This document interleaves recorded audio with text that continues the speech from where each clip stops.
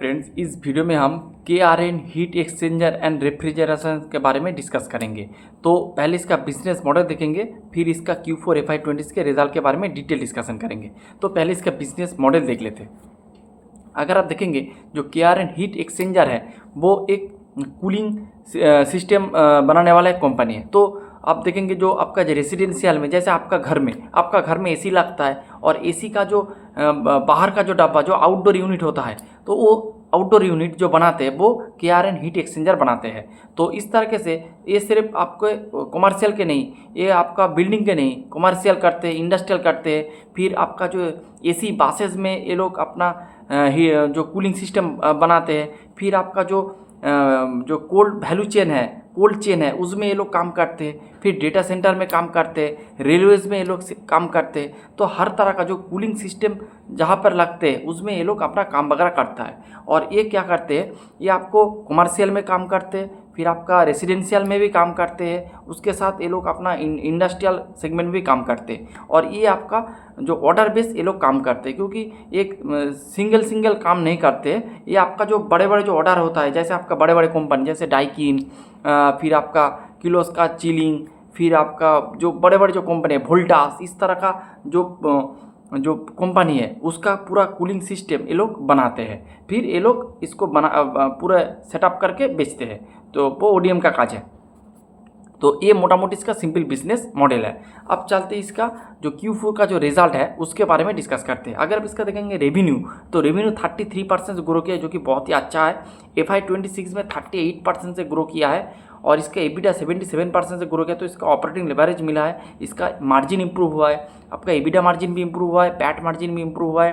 PAT 57% से grow किया है और FY26 में 44%। तो अगर आप रिजल्ट देखेंगे, रिजल्ट बहुत ही अच्छे हैं, तो स्ट्रॉन्ग रिजल्ट है। उसके बाद अगर आप इसका ये तो रिजल्ट है, लेकिन इसका जो मेन कैच है कि इसका कैपेसिटी एनहांसमेंट हो रहा है FY27 में। और इसका बेनिफिट इसको रेवेन्यू में मिलेगा, क्योंकि इससे ये लोग बहुत अच्छा रेवेन्यू को ग्रो करेंगे। मेरे हिसाब से ये 100% से अपना रेवेन्यू को ग्रो कर सकते हैं। तो इसीलिए मैंने इस बिज़नेस को इस वीडियो में मैं कवर कर रहा हूँ। तो अगर आप इसका कॉल देखेंगे तो मैनेजमेंट बहुत ही स्ट्रॉन्ग है, क्योंकि मैनेजमेंट इन फ्यूचर इसका जो ग्रोथ है बहुत तगड़ा रह सकता है। और मैनेजमेंट ये भी कहा है अगले क्वार्टर से ऑलमोस्ट 8 से 10 क्वार्टर इसका रिकॉर्ड ब्रेकिंग इसका रेवेन्यू होगा। ये मैनेजमेंट का बात है, ये मेरा कोई बात नहीं है। तो आपको क्वेश्चन आ सकता है, तो ये लोग 100% से आप बोल रहे हैं कि ग्रो करेंगे, तो कैसे ग्रो करेंगे? 100% ग्रो करने के लिए आपको कैपेसिटी एक्सपांसन करना पड़ेगा।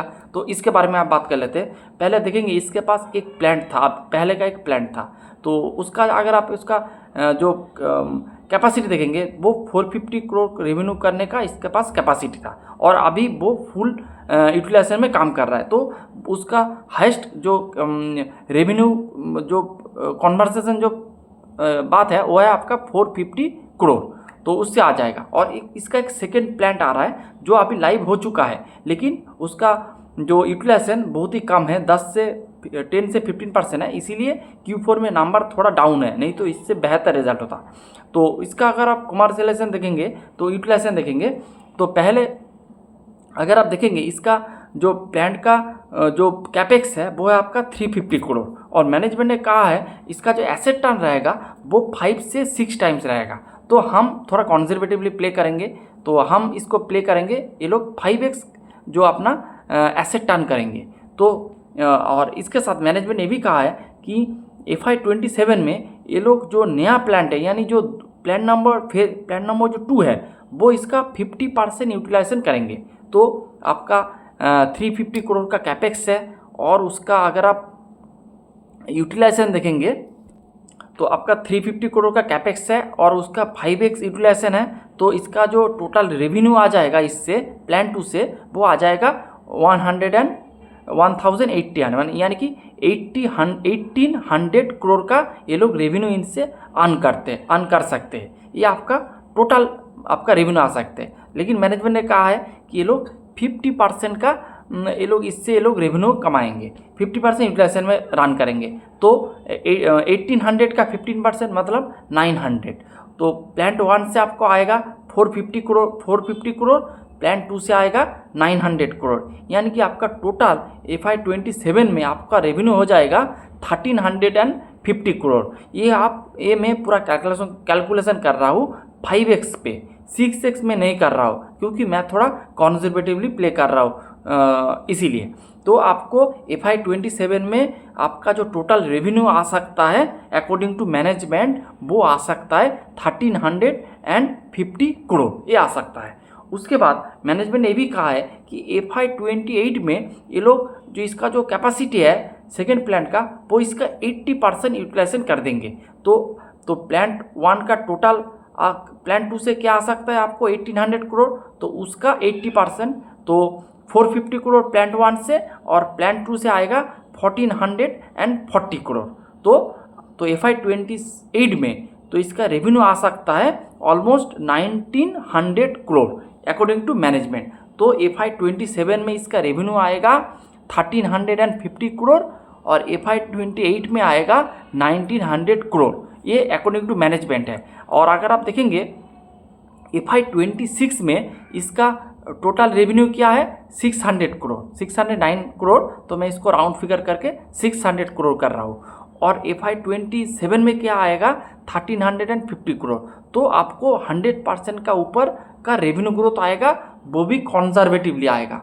तो ये लोग 100% से अपना रेवेन्यू को FY27 में ग्रो कर सकते हैं, जैसे मैनेजमेंट गाइड कर रहा है उसके अनुसार। लेकिन क्या होगा इसके बारे में मेरे को पता नहीं है, इसके लिए आपको बिजनेस ट्रैक करना पड़ेगा, मेरे को भी बिजनेस ट्रैक करना पड़ेगा। तो ये बात है।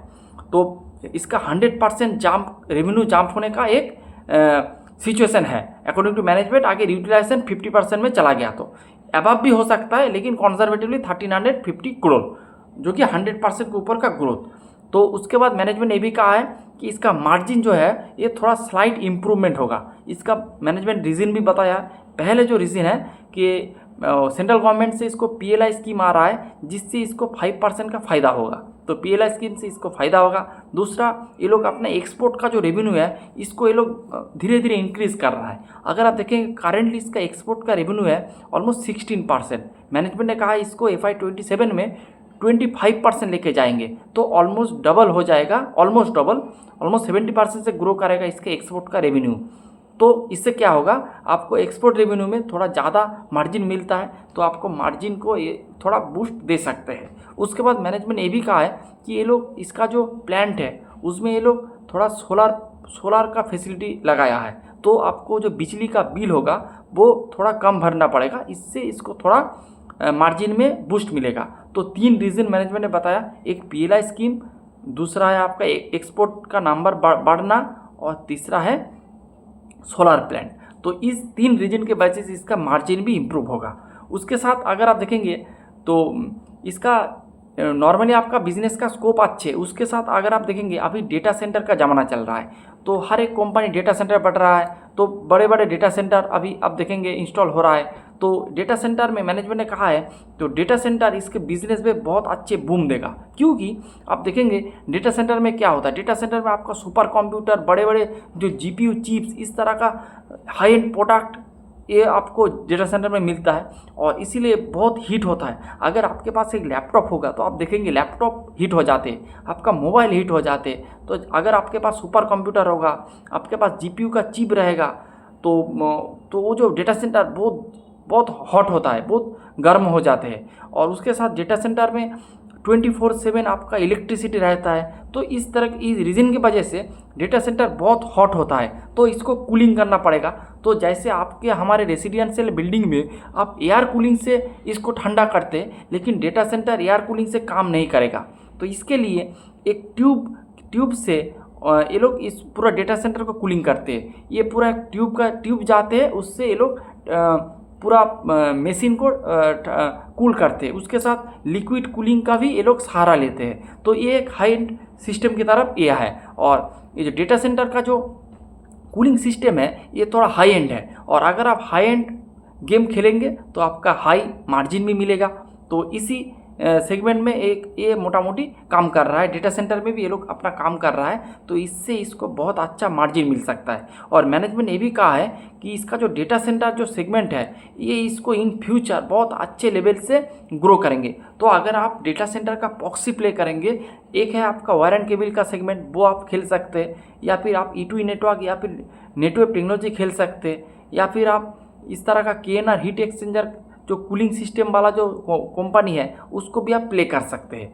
उसके साथ इसका और एक सेगमेंट है AC बासेस सेगमेंट। अगर आप देखेंगे AC बास सेगमेंट में ये पूरा सिस्टम को कूलिंग सिस्टम से लेकर इसको पूरा सजाते हैं, उसका पूरा असेंबली करते हैं, तो ये भी एक हाई एंड मार्जिन है। तो मैनेजमेंट ने भी कहा है कि इसका जो परसेंटेज रहेगा वो FY27 में 15% हो जाएगा। तो ये एक आपका एक मार्जिन का बहुत अच्छे सोर्स है, उसके साथ रेवेन्यू भी इसके लेके आएंगे। तो आप KNR हीट उसके साथ रेलवेज में भी ये लोग काम करते हैं।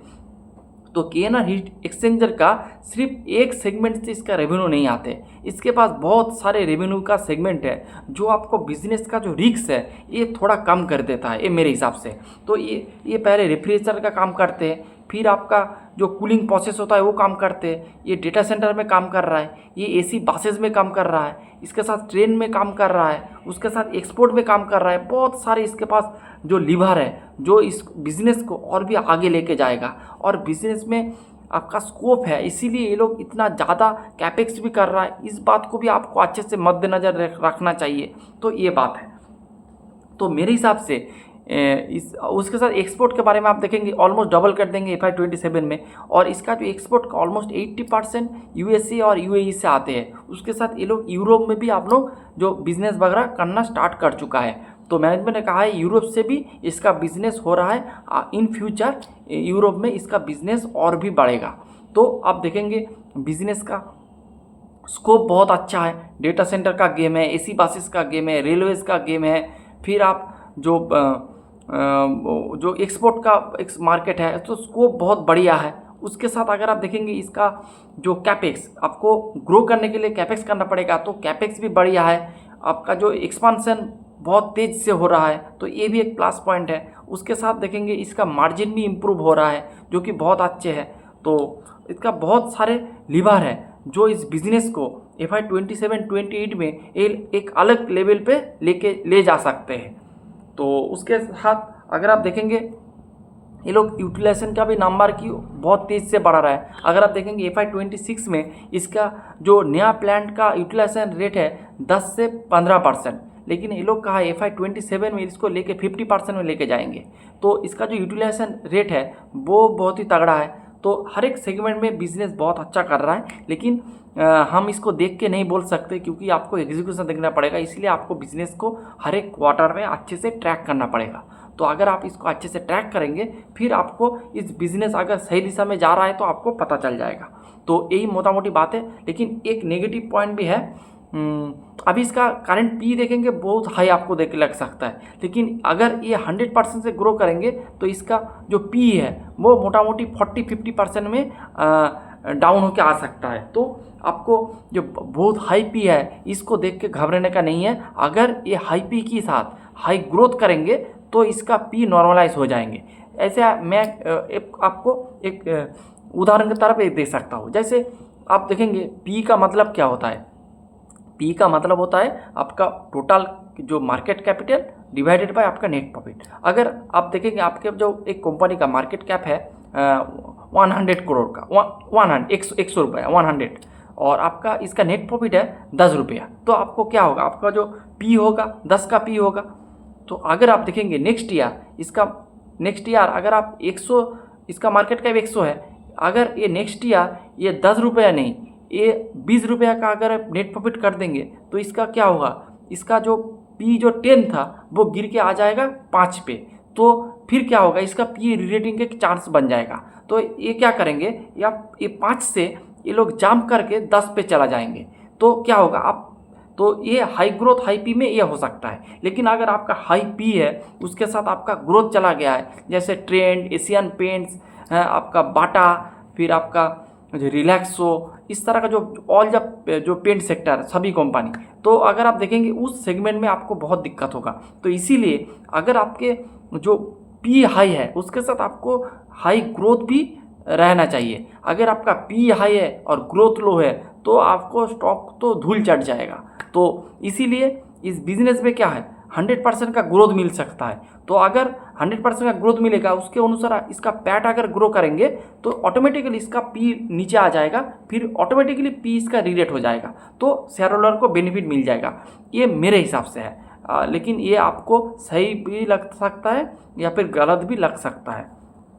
तो ये मोटा मोटी बात है। तो ये सब हो गया। उसके बाद में इसका मैनेजमेंट के ड्रॉबैक के बारे में बात करेंगे।